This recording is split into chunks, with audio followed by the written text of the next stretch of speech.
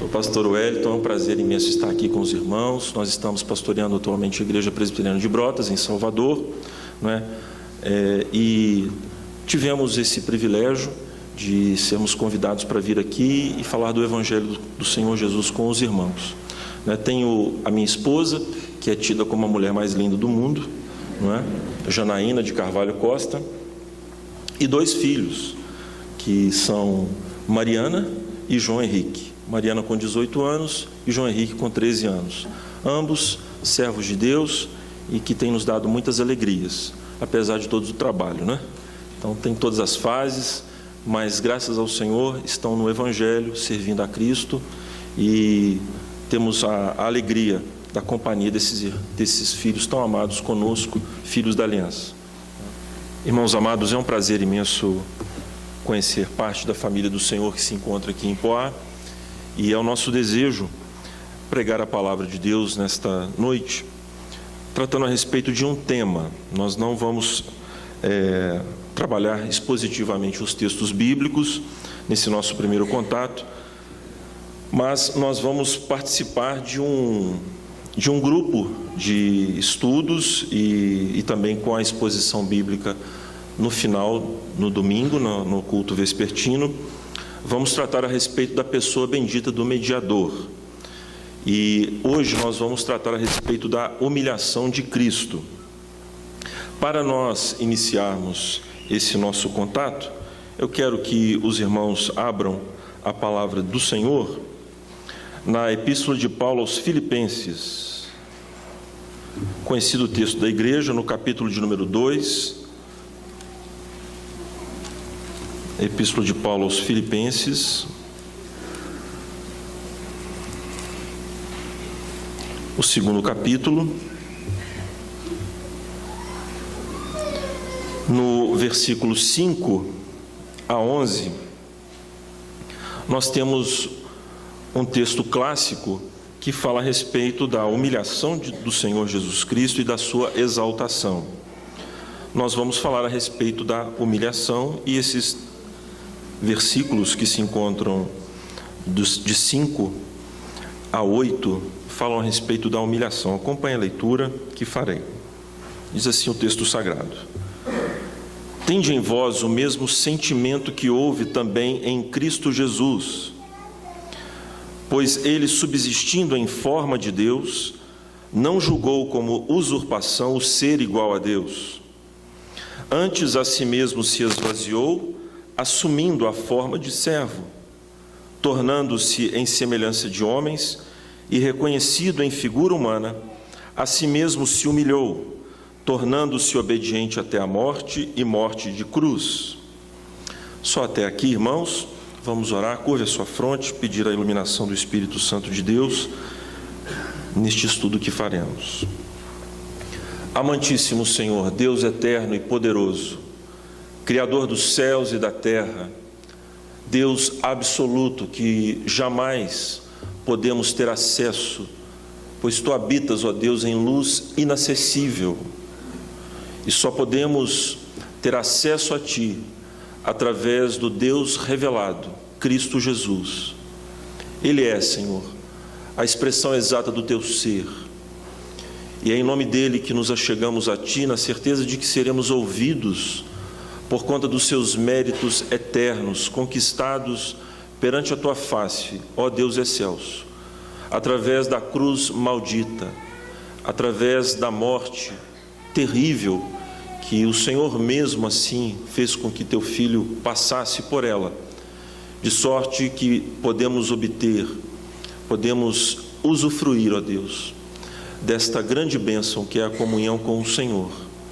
Nós sabemos que não foi através de coisas deste mundo, mas fomos resgatados pelo preço, o preço do sangue do Senhor Jesus. E assim, Deus, nós Te pedimos que o Senhor abra os nossos olhos para compreendermos as razões, os motivos que levaram Teu Filho a se humilhar tanto, a se rebaixar tanto, para que aprendamos, ó Deus, a sermos servos humildes, não homens exaltados e cheios de nós mesmos, pois a arrogância é a razão pela qual o primeiro casal foi expulso do Éden, e é a razão, ó Deus, da queda de Satanás.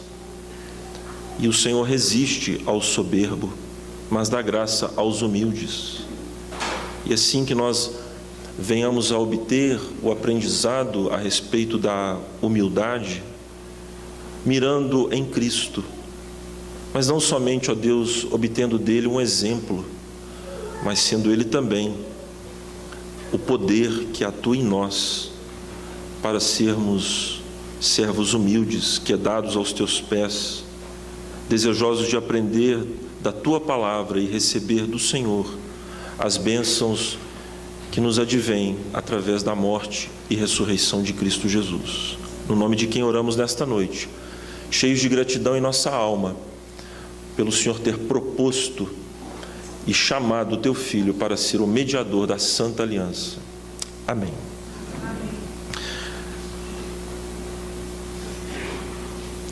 As Escrituras, meus irmãos, nos falam a respeito da beleza daqueles que nos trazem as boas novas do Evangelho.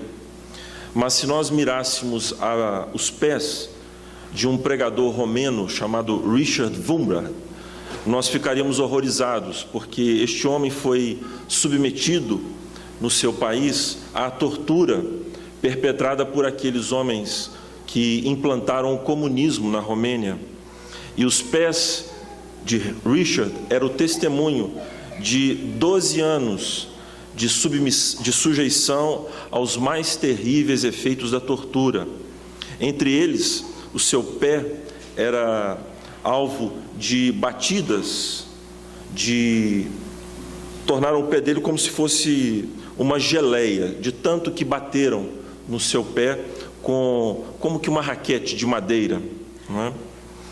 E as pessoas que viram o testemunho do pastor Richard entenderam o seu amor por Cristo Jesus e como seus pés davam testemunho da grande humilhação e da sua fidelidade a Cristo Jesus. Certamente cada um de nós que, se pudéssemos ver aqueles pés, ficaríamos assustados, pois ele foi colocado em um local fechado, sendo torturado e sem poder ter contato com a luz externa. E para os irmãos terem uma ideia o quanto é chocante o que fizeram com este homem, os comunistas fizeram com que ele servisse a ceia com excrementos humanos. Com excrementos humanos. Mas o magnetismo provocado pelo pastor Richard fez com que pessoas como John Piper e Nancy Pearcey, grandes apologetas e um grande pastor, John Piper, vendo o testemunho de Richard, ficaram impactados com a humilhação, mas também com a alegria, com o amor por Cristo. E, meus irmãos, nessa lição que vamos hoje tratar, nós não queremos aqui falar a respeito de um Cristo que é uma mera abstração, mas de um Cristo que nos convoca para um discipulado verdadeiro, genuíno, de sujeição à sua voz e, portanto, de negação de si mesmo e de identificação com Cristo Jesus, com sua morte, com as suas pisaduras, e não apenas um Cristo distante de nós, que nos oferece um caminho triunfalista, como temos visto nos dias de hoje, quando o evangelicalismo das igrejas foi tomado por esta peste terrível de promover crentes super-heróis, crentes que não sofrem, crentes que querem provar o melhor desta vida, quando na verdade nós sabemos o quão alienante é este evangelho, o quão distante ele está da realidade dos fatos, o como o sofrimento é uma decorrência da queda, e nesta vida teremos aflições, dores, dissabores, mas temos que nos identificar com Cristo Jesus, na certeza de que, ao nos humilharmos com Ele, certamente seremos exaltados com o nosso Mestre.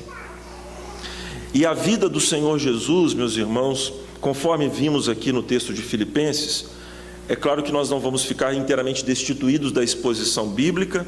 Eu quero que você retorne comigo ao texto que acabamos de ler, para assim prosseguirmos no tema de hoje.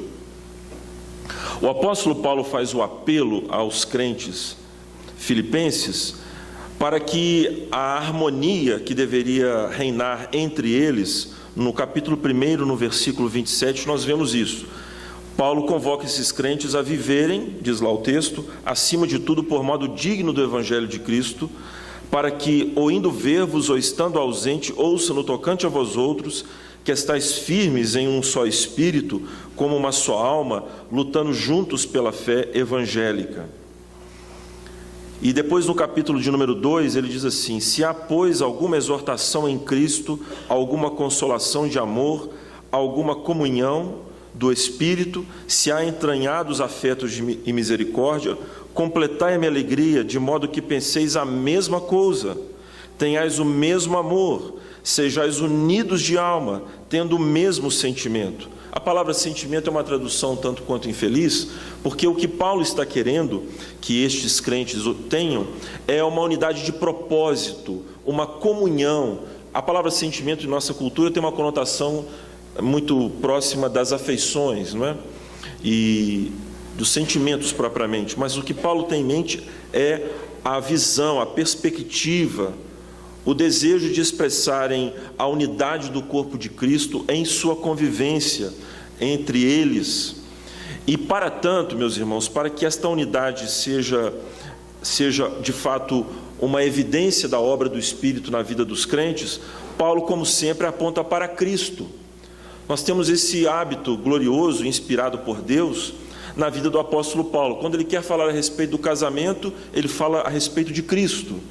Quando ele quer falar a respeito da conduta dos crentes, no sentido de serem solícitos para com a vida dos outros mais desfavorecidos, ele aponta para Cristo. E aqui, mais uma vez, ele aponta para o Senhor Jesus, observando o horror da cruz, o vitupério de Cristo Jesus, que os ânimos dos homens, a sua soberba, a sua altivez de espírito, não pode resistir ao poder, ao impacto, ao sofrimento da cruz.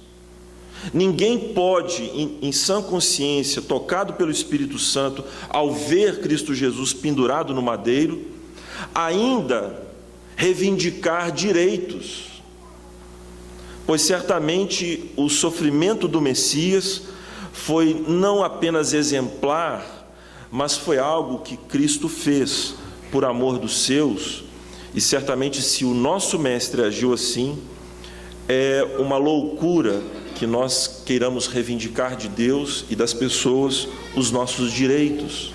A razão pela qual, meus irmãos, há divisão no meio da igreja e partidos, sabedoria não divina, mas deste mundo, é porque nós somos muito altivos, meus irmãos. Nós somos arrogantes em nossas posturas. E a cruz, como Paulo aqui aponta, é o que produz efetivamente unidade. Quando olhamos a cruz, deixamos de olhar para nós e olhamos para o próximo, para Deus, para o nosso Senhor.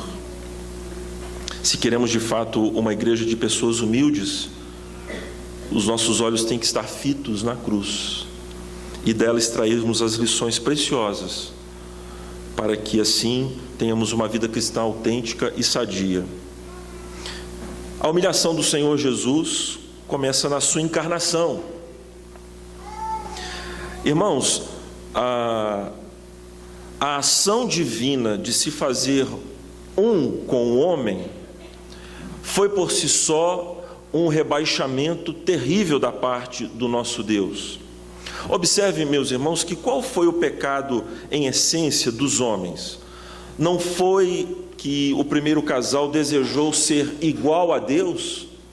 Agora veja que coisa maravilhosa, o nosso Deus desejou ser homem, para arrancar do coração dos homens o pecado que o fez que fez com que os homens desejassem ser iguais a Deus.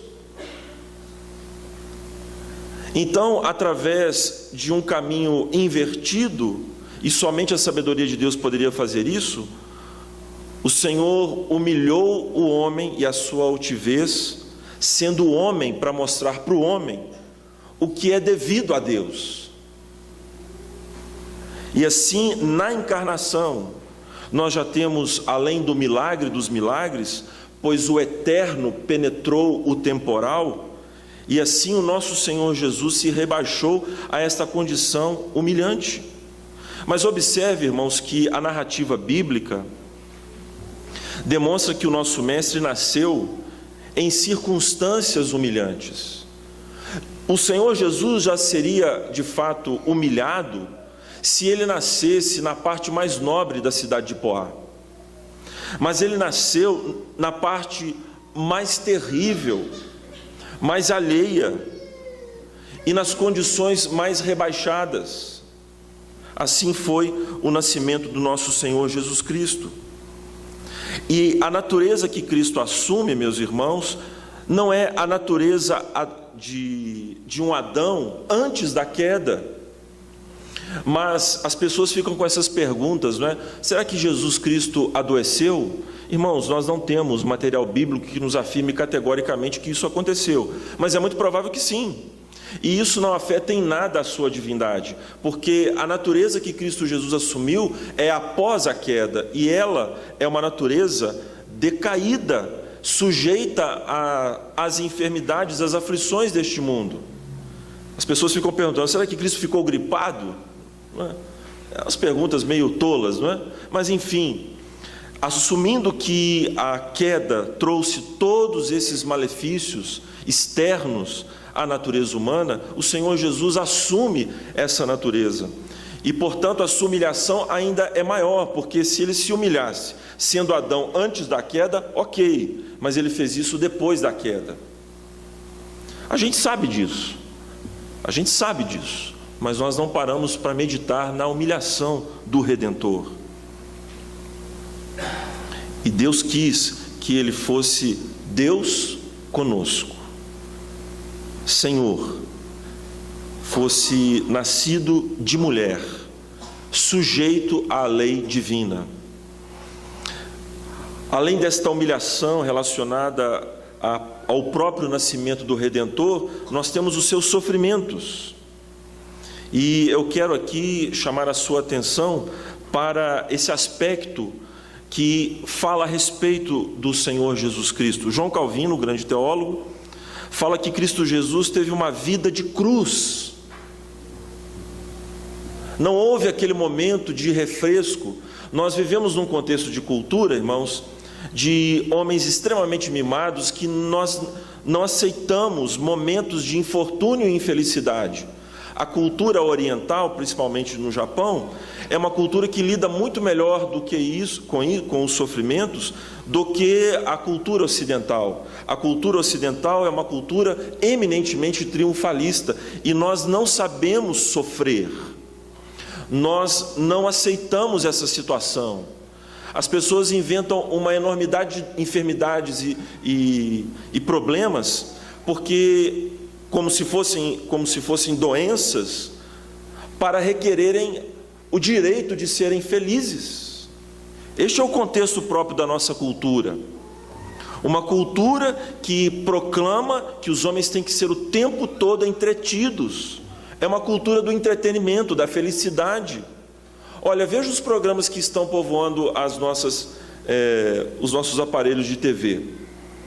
É gastronomia, são viagens turísticas, fora as outras coisas, o hedonismo exacerbado, o consumismo terrível, tudo porque temos que ser pessoas felizes, os melhores profissionais, mas na vida de Cristo não foi assim, meus irmãos. Foi uma vida de infortúnios, de dificuldades, de lutas, de grande rebaixamento. Abra, por gentileza, a palavra de Deus no capítulo 42 de Isaías.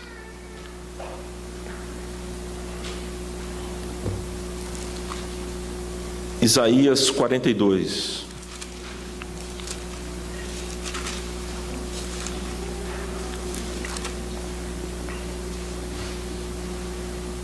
os versículos de 1 a 4.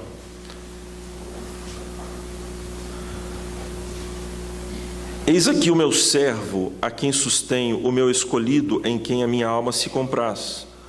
Pus sobre ele o meu espírito, ele promulgará o direito para os gentios. Não clamará, nem gritará, nem fará ouvir a sua voz na praça. Não esmagará a cana quebrada, nem apagará a torcida que fumega. Em verdade, promulgará o direito.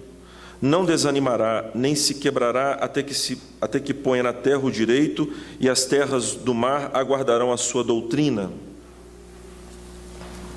Agora, ainda em Isaías 49, versículos de 1 a 7.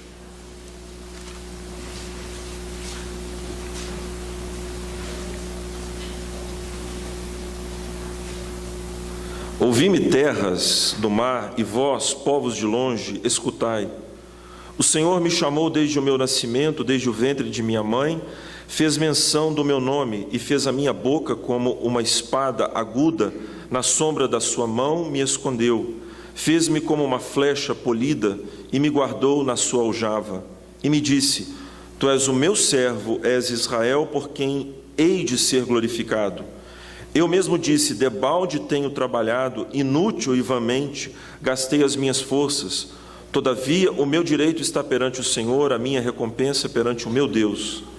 Mas agora diz o Senhor, que me formou desde o ventre, para ser seu servo, para que torne a trazer Jacó e para reunir Israel a ele, porque eu sou glorificado perante o Senhor, e o meu Deus é a minha força. Sim, diz ele, pouco é o seres meu servo para restaurares as tribos de Jacó, e tornares a trazer os remanescentes de Israel. Também te dei como luz para os gentios, para seres a minha salvação até a extremidade da terra. Assim diz o Senhor, o Redentor e Santo de Israel, ao que é desprezado, ao aborrecido das nações, ao servo dos tiranos. Os reis o verão e os príncipes se levantarão, e eles te adorarão por amor do Senhor, que é fiel, do Santo de Israel, que te escolheu. Ainda, por favor, mais uma passagem. No capítulo 52, versículo 13. Eis que o meu servo procederá com prudência, será exaltado e elevado, e será muito sublime. Então nós temos toda a passagem falando a respeito do servo, texto muito conhecido de todos nós, em que este servo que Isaías profetiza é então caracterizado como homem de dores.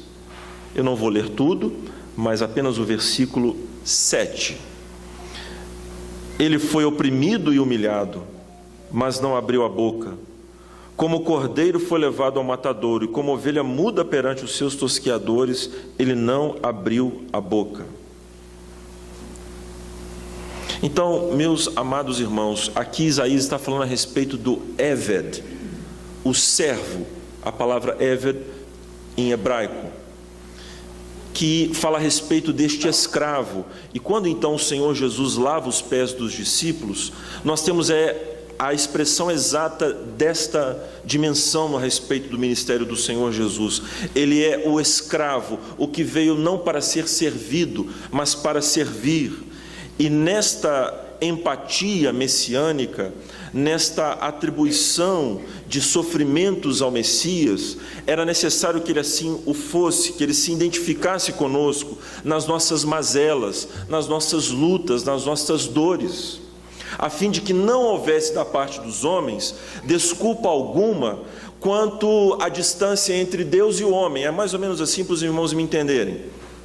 Deus, o Senhor não sabe o que é ser homem. Jó não falou isso? E não temos alguns trechos na palavra de Deus, onde os homens se indignam por causa da sua condição terrível, rebaixada após a queda? Pois bem, o Senhor então, para calar esta arrogância humana de lançar em rosto ao Senhor, de que não somos merecedores de tanto sofrimento por causa dos pecados, porque Ele não sabe o que é ser homem, Deus então se fez homem e mostrou para o homem todo o sofrimento messiânico. O Senhor Jesus, portanto, irmãos, teve uma vida de sofrimentos. que diz respeito não apenas à sua morte, às circunstâncias terríveis, mas à opressão. Irmãos, algumas pessoas não compreendem que as tentações de Cristo foram muito mais agudas do que as nossas. Veja só o que está em jogo, a humilhação do Senhor Jesus no que diz respeito à tentação. Os irmãos se lembram que o Senhor desce do monte da transfiguração e se indigna com os seus discípulos que não puderam expulsar o demônio de uma criança, de um jovem. E fala assim: até quando vos suportarei, geração incrédula e perversa? E as pessoas tendem a pensar que as tentações de Cristo foram em menor grau do que as nossas, justamente porque Ele é Deus, mas é exatamente o contrário. Porque basta que nós façamos esse seguinte exame.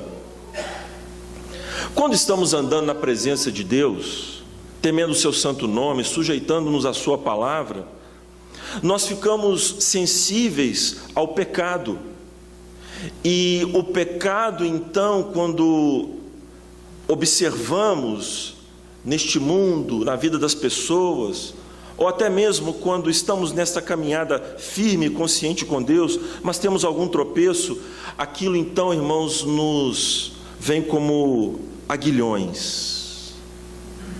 Nós estamos sensíveis, e então quando entristecemos o Espírito Santo, nós ficamos completamente arrasados. Agora, nós somos pecadores, ainda temos os resquícios da queda em nós, e os pecados ainda falam ao nosso coração, infelizmente. Mas Cristo Jesus, irmãos, Ele era um ente santo, Ele não sofreu corrupção alguma. Por isso que o pecado diante de Cristo era muito mais terrível, era insuportável. Irmãos, Cristo Jesus veio de um outro mundo, digamos assim, e Ele teve que suportar a ignorância dos homens, dos seus discípulos, que não compreendiam o que Ele falava. Ele estava mostrando que deveria ser humilhado, que o servo sofredor, o Éved, deveria se identificar com os homens, que Ele não era um Messias com uma dimensão somente política, que Ele não era um libertador político para Israel. É por isso que os israelitas não entenderam a dimensão do Messias e queriam de fato um libertador político. Mas Cristo Jesus lhes mostrando que deveria sofrer, padecer, segundo as Escrituras, e eles não entendiam, irmãos. O Senhor Jesus sofreu a resistência terrível de homens que o perseguiam em cada esquina quando ele assim manifestava o ensino da palavra de Deus. Os fariseus, os saduceus, os zelotes, os essênios, os partidos da época que queriam resgatar o judaísmo, mas ficavam cada vez mais distantes dele, e o Senhor Jesus se levanta no poder do Espírito Santo e sofre a resistência desses grupos, a incompreensão, sem falar da multidão, que o buscava apenas por interesses próprios. Viam em Cristo um padeiro, um curandeiro, um homem que poderia lhes dar felicidade imediata neste mundo, que serviria não para religar céu e terra, mas para ligar ainda mais o homem ao mundo, a trazer felicidade nesta vida. E o Senhor Jesus suportou esta geração incrédula e perversa. A Bíblia nos fala, meus irmãos, que Deus agradou moer. A palavra agradar, do hebraico, meus irmãos, que nós temos esse texto clássico do sofrimento messiânico, Isaías 53, Deus como que aquele que coloca a cana no engenho e observa a cana dando aquele caldo doce, maravilhoso. O Senhor Jesus foi colocado no engenho da fúria divina e Deus agradou moê-lo. Agradou. Ele se satisfez, ele se viu glorificado nesse ato. As suas tentações, então, irmãos, embora não fossem internas como as nossas, mas por serem externas eram mais agudas, lancinantes, dores terríveis. O Senhor Jesus viveu neste mundo, meus irmãos, de uma maneira em que os homens o ridicularizaram. Nós vamos nos aproximando, por exemplo, das circunstâncias da sua morte.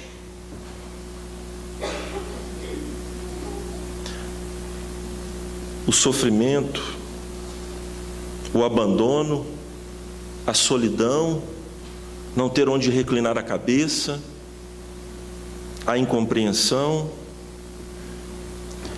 Irmãos, durante muitos anos, a dança foi rechaçada dos cultos cristãos durante séculos, e uma das razões pelas quais a igreja fez isto foi porque Cristo Jesus foi alvo desta ridicularização. Os homens dançaram na frente do Senhor Jesus, os homens escarraram em Jesus. Vocês já viram que humilhação que é quando alguém cospe em outra pessoa? As pessoas fizeram isso com Cristo Jesus. As pessoas dançaram, as pessoas não apenas o levaram à cruz, mas fizeram questão de ser feito de Cristo Jesus alvo de um humor negro. Nós somos assim, não é? Nós gostamos de ver pessoas tropeçando na rua, nós rimos da desgraça alheia, e no Brasil isso é algo entranhado em nossa cultura. Nós achamos graça da tragédia dos homens, achamos que isso é uma forma elevada da cultura brasileira, pois eu digo que é um rebaixamento terrível, e nós vimos isso nas circunstâncias da morte do Senhor Jesus Cristo. Os homens lhe colocaram uma capa, uma coroa de espinhos, e tudo isso, meus irmãos, para ridicularizar o Redentor. Uma vida de solidão, de incompreensão. Os seus familiares disseram que ele estava louco. Eu não sei se você tem algum parente na sua casa que já lhe lançou em rosto esse tipo de acusação, e como que isso lhe ofendeu. Agora pense, aqueles que estavam com Cristo Jesus, privando da sua companhia, o Filho de Deus, já revelado a Maria, e consequentemente aos seus outros irmãos, e falarem a respeito dele de que ele estava louco e fora de si. Falaram a respeito de Jesus que ele era um charlatão e que enganava o povo. E o Senhor Jesus padeceu esse sofrimento ininterrupto, e nós estamos falando, irmãos, de um homem de 30 anos de idade. Eu com 30 anos de idade, meus irmãos, quando eu me lembro, estou com 42, me lembro dos meus 30 anos, eu era um menino, eu não cresci, eu ainda não tinha visto algumas coisas, eu não tinha passado por algumas circunstâncias destes anos para cá, o quanto que me amadureceram. Mas Cristo Jesus, um jovem santo, inocente, foi submetido às condições mais terríveis. E segundo depreendemos do texto bíblico, quando o Senhor Jesus disse que antes que Abraão existisse, eu sou, os seus interlocutores disseram que tu ainda não tens 50 anos, e como dizes, antes que Abraão fosse, né, antes que Abraão existisse, ele era, como é isso? Alguns então entendem que através desse texto, Jesus aparentava ter muito mais anos do que a idade que ele tinha de fato. Isso mostra que o Senhor Jesus andou pelas terras poerentas da Palestina, sendo o seu rosto queimado pelo sol, a sua pele desgastada, dormindo muito pouco, sendo rebaixado, humilhado, um sofrimento terrível. Mas por que Jesus escolheu esse sofrimento, irmãos? Vamos abrir em Hebreus, capítulo de número 12. Hebreus 12. Se os textos que lemos em Isaías nos fala do servo sofredor, do Eved, também naqueles textos que lemos, o servo sofredor buscava um prêmio. E o escritor aos Hebreus, assim como nos é dito lá em Isaías, mas vamos ler aqui em Hebreus, fala a respeito desse prêmio. Eu quero que os irmãos estejam aí atentos à leitura. No capítulo 12,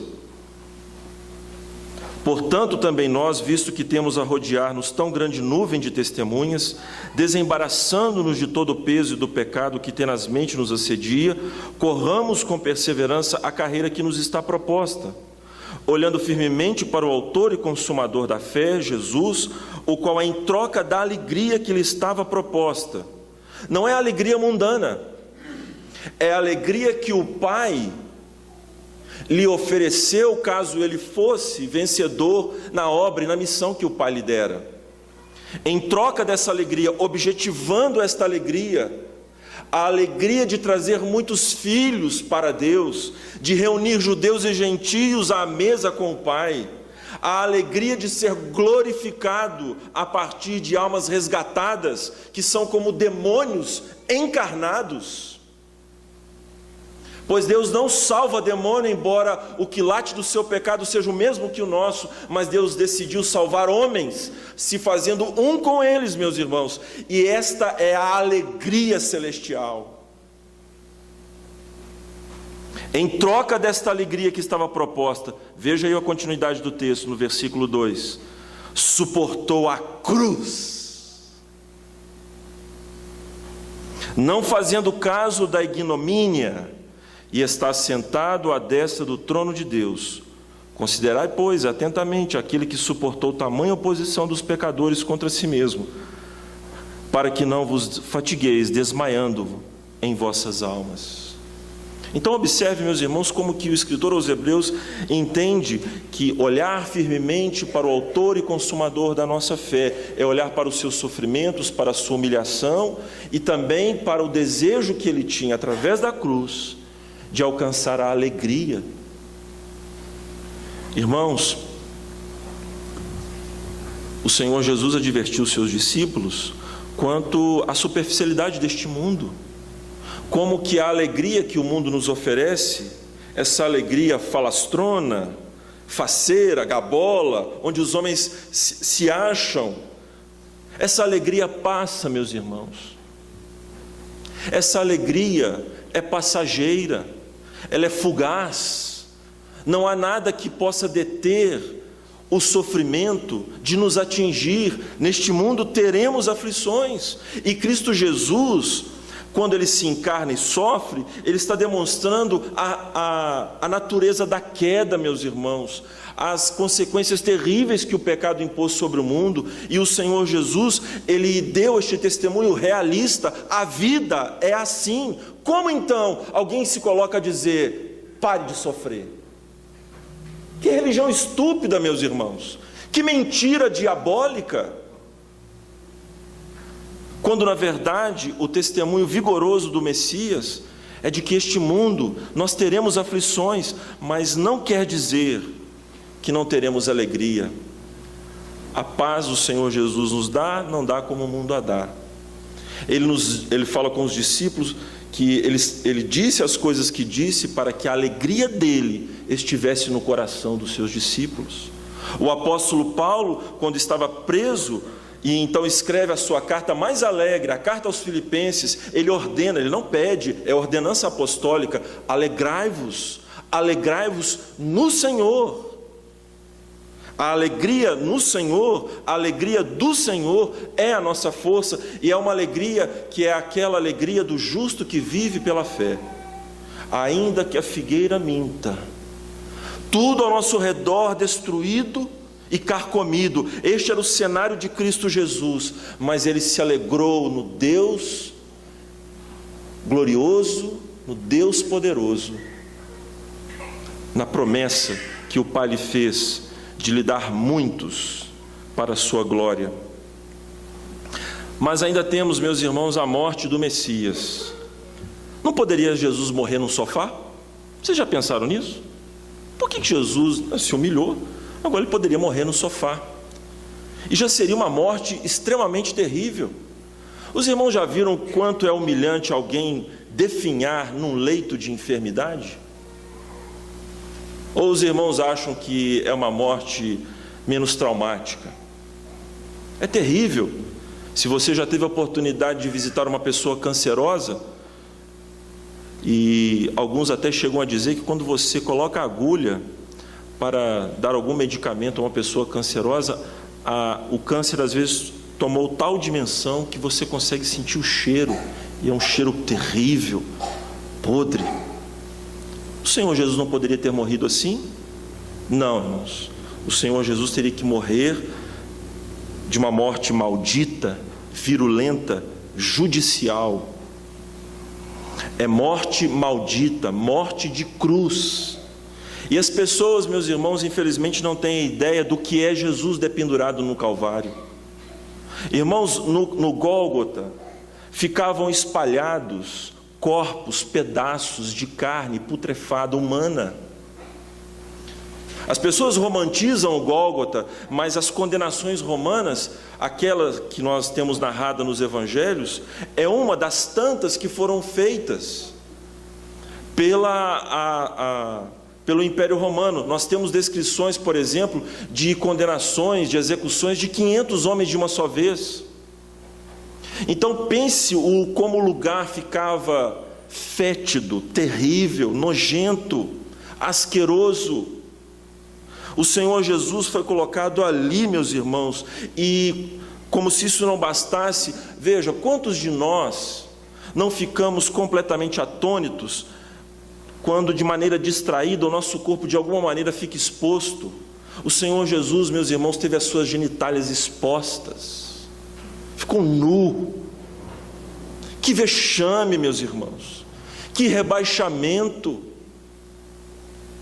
que tristeza. O Senhor Jesus sofreu e viu o Pai descarregando nele toda a sua ira. Há alguns versículos na Bíblia, meus irmãos, que nós não compreendemos. Eu quero chamar a atenção. Nós podemos entender, vá comigo em 2 Coríntios, capítulo 5, versículo 21. Segunda Epístola de Paulo aos Coríntios, capítulo 5, versículo 21. Observe o texto, que profundidade. Aquele que não conheceu o pecado, ele o fez pecado por nós, para que nele fôssemos feitos justiça de Deus. Eu não consigo, meus irmãos, dimensionar, quando os meus pensamentos se colocam a imaginar o que significa na profundidade este versículo, parece que eu entro num labirinto e me perco e desisto. Cristo Jesus, o Santo, foi feito pecado. Deus o transformou em pecado e descarregou a sua ira, despejou a sua ira nele. Banimento, choro, Cristo Jesus foi colocado sobre ele o inferno inteiro, a eternidade infernal sobre Jesus. Somente esse despejar da ira de Deus poderia ser resistida pelo próprio Deus, irmãos. E o Senhor Jesus, foi imposto sobre ele este derramar da ira do Senhor. As comportas celestiais abriram-se e foram despejadas sobre o Senhor Jesus Cristo.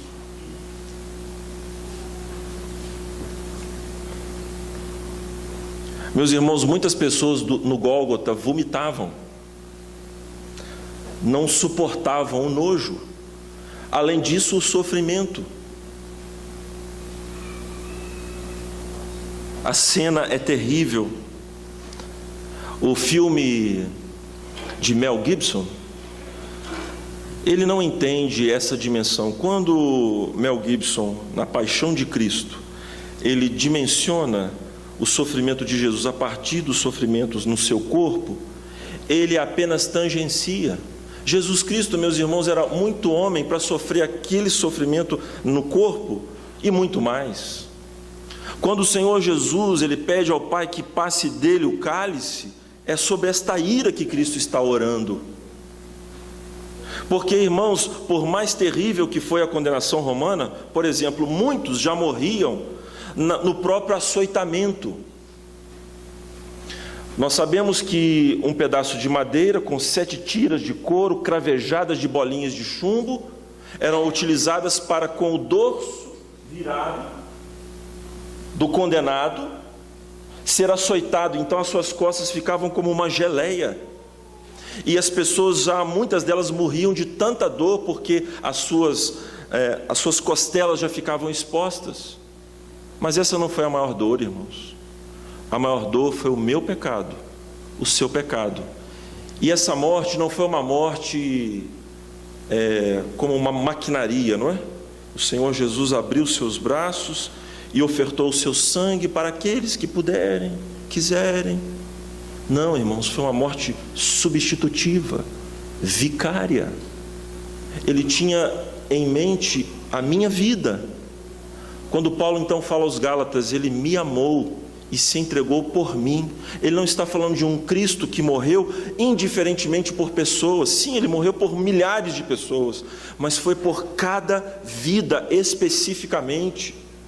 Foi por causa de Wellington, os seus pecados, a sua trajetória de vida, aqueles momentos terríveis de completa rejeição a Deus, insubordinação, insubmissão, fúria contra Deus, como se quisesse subir ao trono do Altíssimo e dar-lhe na cara. Esse é o pecado do homem, irmãos, destronar Deus e se colocar como centro do universo, a soberba humana. Pois Deus então, irmãos, moeu seu Filho para arrancar de nós esta soberba, esta altivez. O Senhor Jesus sofreu terrivelmente, mas observe o que Paulo nos fala na carta aos Gálatas, vá comigo lá, a respeito desta cruz. Epístola de Paulo aos Gálatas, capítulo 6,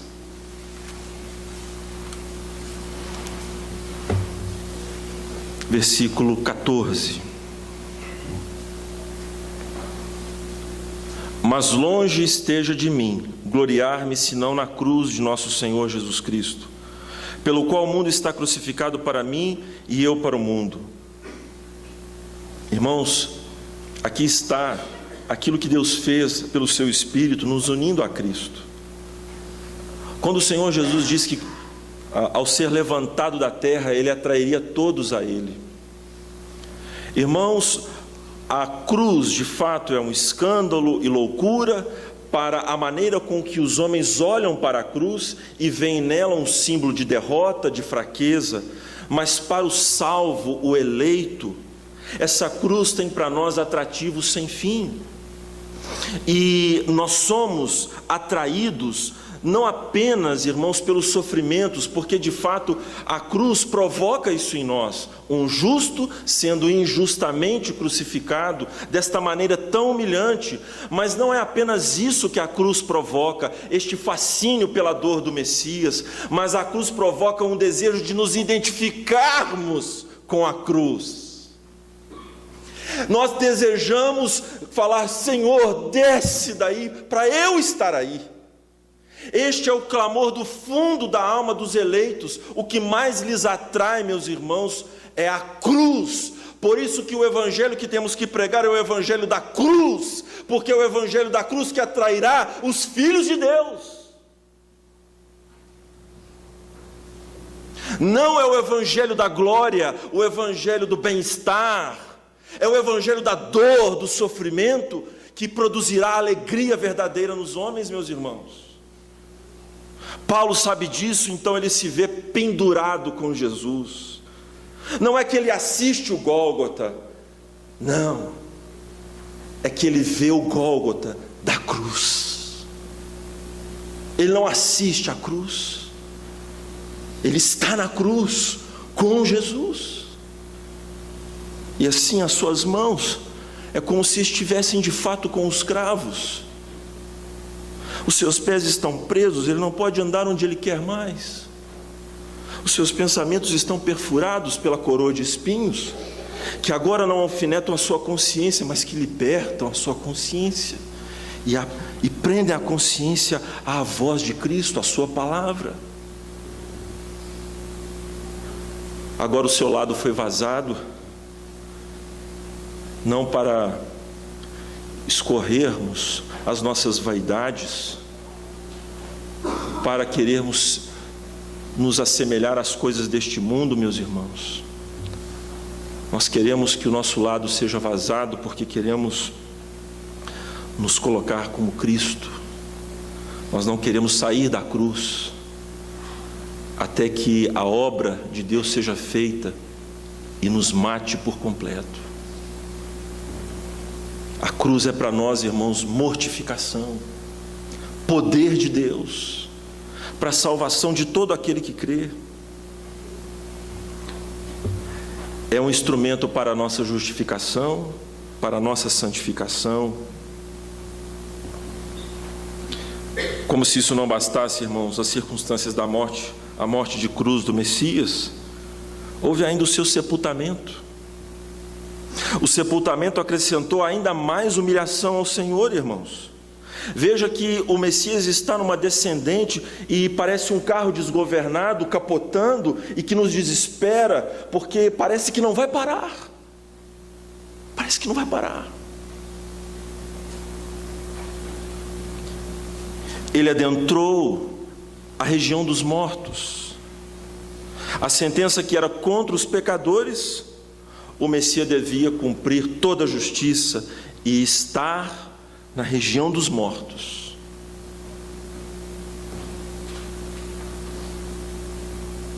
Porque ele tinha que sepultar o velho homem. E o sofrimento do nosso Messias, meus irmãos, fez com que ele descesse ao Hades. As circunstâncias do seu sepultamento, sendo humilhado.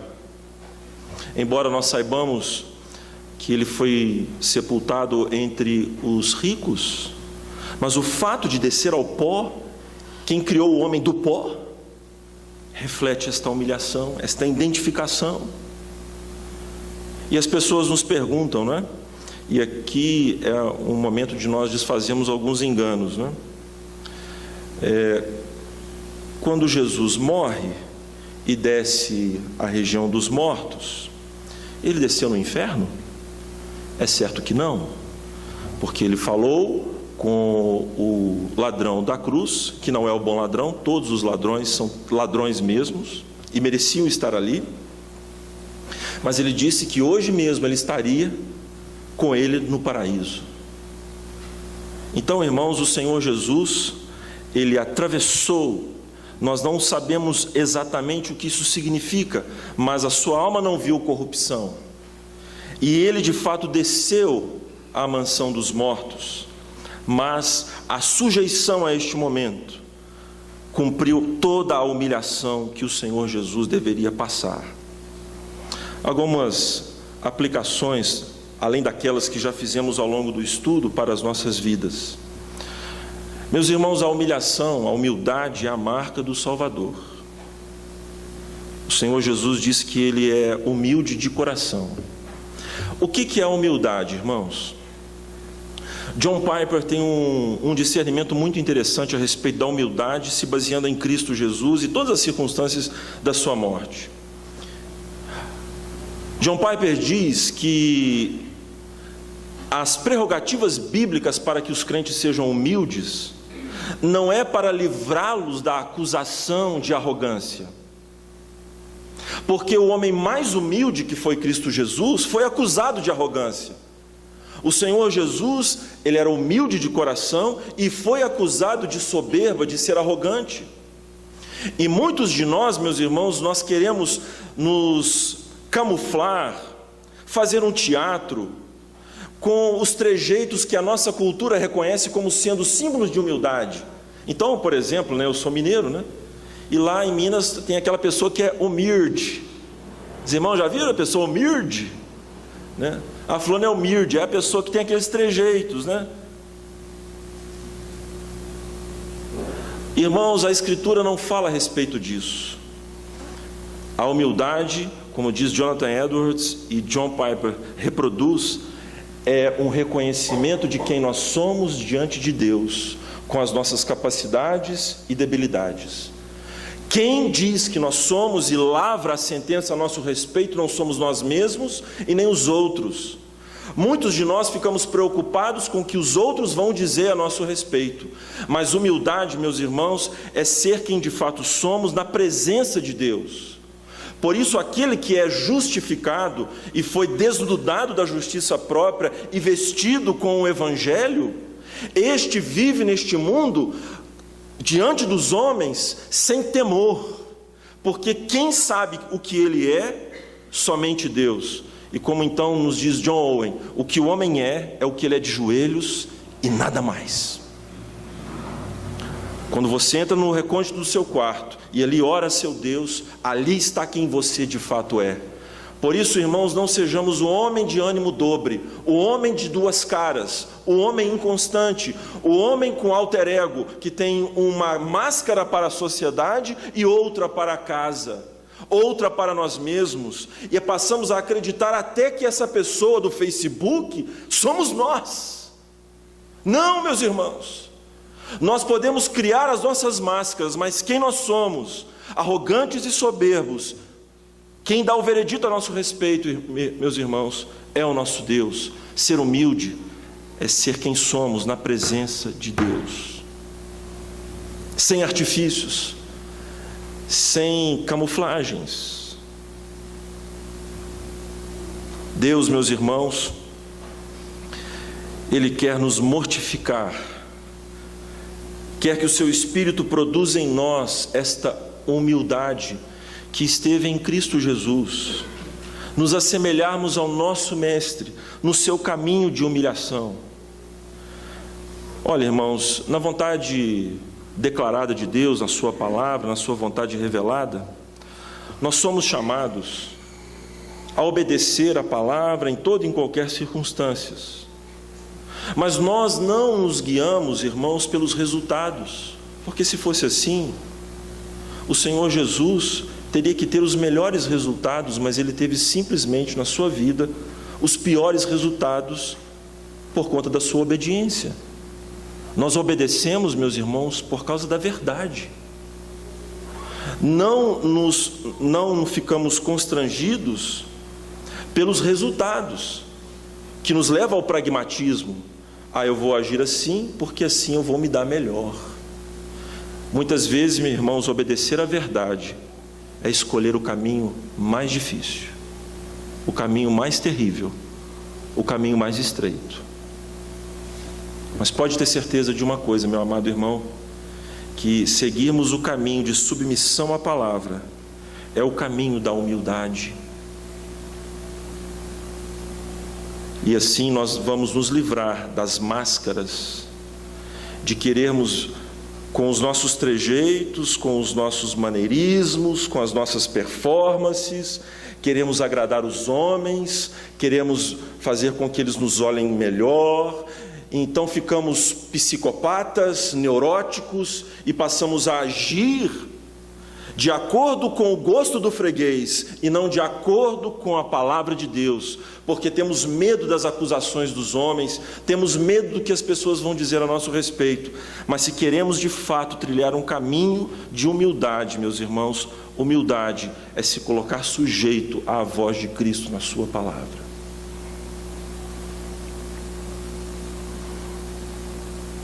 E o Senhor quer então, através disso, mortificar a soberba em nosso coração. Esta soberba que se revela na administração do nosso tempo. Irmãos, se nós queremos saber se o nosso coração está soberbo, altivo, basta nós fizermos um autoexame a respeito da administração do tempo. O nosso tempo é de Deus? Ou o nosso tempo pertence a nós mesmos? E eu me refiro ao dia do Senhor. Eu me refiro a trabalhar 6 dias e o 7º ser do Senhor, porque o mandamento tem as 2 dimensões, né? E a maneira como lidamos com o tempo revela muito a respeito do estado do nosso coração. Além disso, quais são as suas preocupações, as suas prioridades? Porque se as nossas prioridades, que são refletidas inclusive no tempo, não são as coisas do reino, é porque alguma coisa está errado conosco. E esse é um caminho de soberba, irmãos, que queremos ser servido ao invés de servirmos. É um caminho que reivindica direitos, ao invés de contemplar na sua vida os seus deveres. A humilhação do Messias, por fim, meus irmãos, nos enche de esperança. Porque embora todo esse sofrimento que o nosso Messias atravessou, desde a encarnação, os sofrimentos da sua vida, as circunstâncias da sua morte, o seu sepultamento, a descida à mansão dos mortos, tudo isso, meus irmãos, foi feito pela ação poderosa do Espírito Santo. O Senhor Jesus, sendo homem, ele se ofereceu a Deus pelo poder do Espírito que nele atuou. Ele não teve como usurpação o ser igual a Deus para ser aprovado na obra que Deus lhe deu para realizar, mas foi pela ação poderosa do Espírito. Assim, da mesma forma, meus irmãos, nós fomos unidos a Cristo Jesus e com Ele nós venceremos. Ainda, portanto, que muitas humilhações, dificuldades, palavras injuriosas que os homens nos falam, meus irmãos, obedeçamos a Deus, a fim de que o Senhor, justo juiz, retribua aos nossos algozes as injustiças que deles recebemos. Mas não façamos com as nossas mãos, meus irmãos, a justiça, pois a nossa vingança não produz a justiça divina, mas nos sujeitemos àquele que julga retamente todas as coisas e tomará providências para defender os seus. Nós devemos então, meus irmãos, numa atitude de coragem, nos humilharmos, porque aquele que se humilha será exaltado, irmãos. Assim como Cristo Jesus foi, todos os que aqui estão serão exaltados na presença de Deus, desde que se humilhem e parem de querer tomar satisfações dos seus direitos. Nós estamos numa cultura de direitos, meus irmãos. Nós estamos numa cultura de termos que ser felizes, pessoas bem-sucedidas. E então deixamos de andar mais uma milha, deixamos de resistir ao soberbo, e assim a cultura anulou aquilo que identifica os servos de Deus, os filhos da glória, que vencem o mal com o bem. É essa forma, meus irmãos, de emudecer os inimigos do Evangelho e de causar espanto àqueles que nos observam. Foi assim que a igreja, ao longo da sua trajetória, calou a boca de imperadores. Eu me lembro, meus irmãos, dos nossos queridos huguenotes na França, quando a perseguição católica veio sobre eles e os homens os perseguiam para lhes arrancar a língua, porque eles cantavam salmos a Deus, e eles não desistiram de cantar salmos a Deus e não negaram o nome do Senhor. E o sangue na noite de São Bartolomeu ficou na história para a perseguição contra os crentes como um triunfo católico, mas para nós foi o triunfo dos servos de Deus que não negaram o nome do Senhor, jamais. E por que fizeram isso? Porque eram melhores do que nós? Porque eram mais poderosos? Não, irmãos, porque o Espírito de Deus que neles está os levou a ver que o caminho da vitória, da alegria completa, é seguir humilde como seu Salvador. Vamos orar.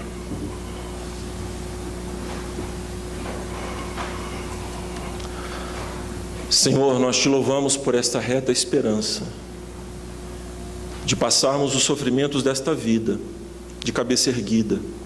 É certo, Deus, que muitas vezes nós nos desesperamos diante dos horrores, dos efeitos do pecado, daqueles que nos perseguem, dos sofrimentos decorrentes, ó Pai, das enfermidades, das lutas, mas que o Senhor nos dê paciência nas perseguições, que oremos, ó Deus, por aqueles que nos fazem mal, que amemos o nosso inimigo, Deus, dando-lhe de beber, dando-lhe de comer, perdoando os pecados dos nossos irmãos, suportando-os com paciência, Deus. Nos ensina, Senhor, a imitarmos o Teu Filho Jesus Cristo, a abandonarmos os conceitos mundanos, triunfalistas, o heroísmo daqueles que não aceitam jamais serem injuriados, pois, Deus, essa justiça não produz a justiça do Senhor. Nos encoraja, Deus, para que os nossos pecados sejam mortificados pelo Teu Espírito e observando a Tua palavra, que o nosso tempo, as nossas prioridades sejam refletidas em nossa vida, as prioridades sejam refletidas em nossa vida, o nosso tempo, as prioridades do reino. Leva-nos, ó Deus, a buscar esta contundente atitude de humilhação, sabendo que o Senhor nos exaltará em ocasião oportuna. Consola, pois, esta noite, ó Deus, as irmãs que sofrem com seus maridos ímpios, os irmãos que sofrem com suas esposas ímpias, os familiares que estão aqui, que têm os seus parentes descrentes e que sofrem por eles, muitas vezes humilhações, perseguições. Consola-nos, ó Deus, nos embates que temos no seio da igreja pela verdade do Evangelho, sabendo que o Senhor separará o joio do trigo e assim exaltará os Teus servos em momento oportuno. Faze-nos curvar, ó Deus, diante da Tua graça imensa, confiando tão somente no Autor e Consumador da nossa fé. E não abracemos o mundo, Deus, mas tenhamos a expectativa da alegria que nos está proposta em Cristo. Que esse seja o nosso alvo, de nos alegrarmos no Senhor e vencermos as lutas deste mundo com as armas de Cristo, entre elas a humilhação. Em nome dele que oramos, ó Deus, agora e sempre. Amém.